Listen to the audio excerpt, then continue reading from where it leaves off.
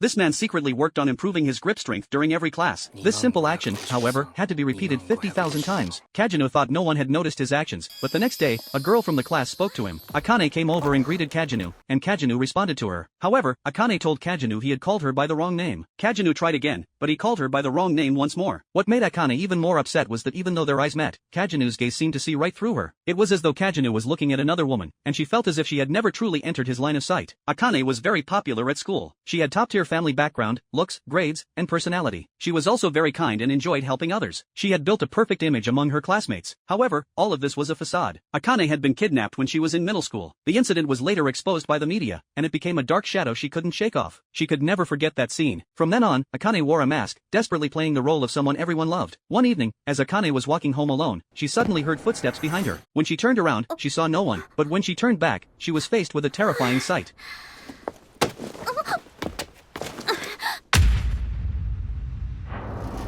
She quickly turned and ran, but her path was blocked by the accomplice of the kidnappers. Then, a man rushed forward and immediately covered her mouth and nose with a towel. Soon, Akane felt weak all over, and her consciousness began to blur. Eventually, she lost consciousness. However, in the brief moment before she fainted, she saw Kajinu. When Akane regained consciousness, she found herself in an abandoned warehouse. The two kidnappers across from her were after money, and their goal was to extort her father. Everything they said was overheard by Kajinu, who was outside the door. Kajinu calmly took off his heavy gear and gently unzipped his backpack. He pulled out tools and skillfully climbed the pipe to the roof.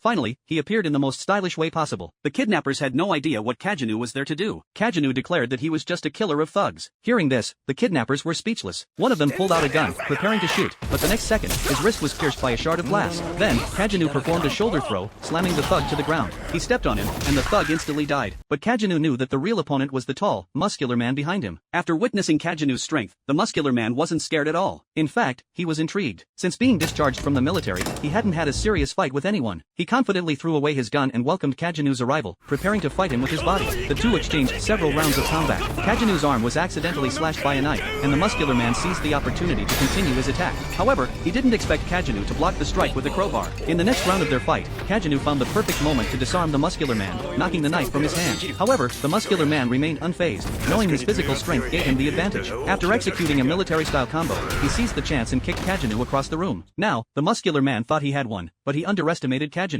Because in Kajinu's hands, the crowbar had another name, the Sword of Physics. The muscular man was shocked. Kajinu had discovered the full potential of the crowbar. Its shape resembled an Eastern staff, and its weight was perfect for portability and durability. It had high potential in all directions. Kajinu also trained every night, fighting against noisy street gangs. The muscular